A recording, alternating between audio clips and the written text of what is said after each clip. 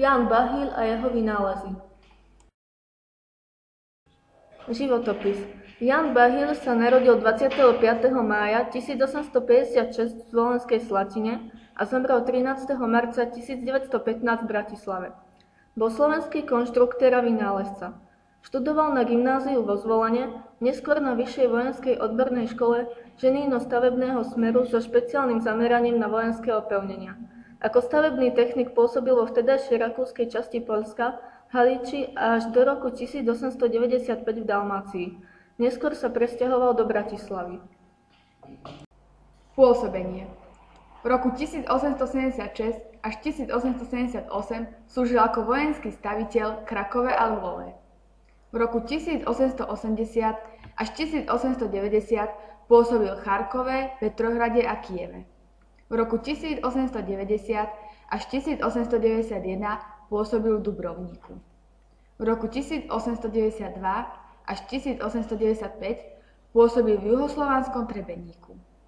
V roku 1895 až 1914 sa stal predsedom vzduchoplavebnej organizácie v Bratislave. Vynálezy. 1894 zostrojil vznášacie balóny kombinované so vzdušnou turbínou. 1894 vypracoval návrh konštrukcie vrtuľníka s ručným pohonom. Konštrukčne zlepšený vrtuľník postavil v roku 1901, na ktorom sa vzniesol viackrát do výšky 0,5 metra.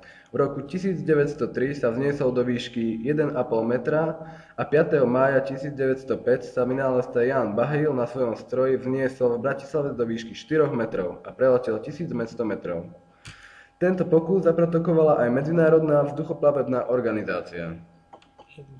Udelili mu 17 vojenských a iných technických patentov, vrtuľník poháňaný benzínovým motorom, balón so vzdušnou turbínou, tank na párny pohon, zariadenie na spájanie vagónov, vynález výťahu na Bratislavskom hrade.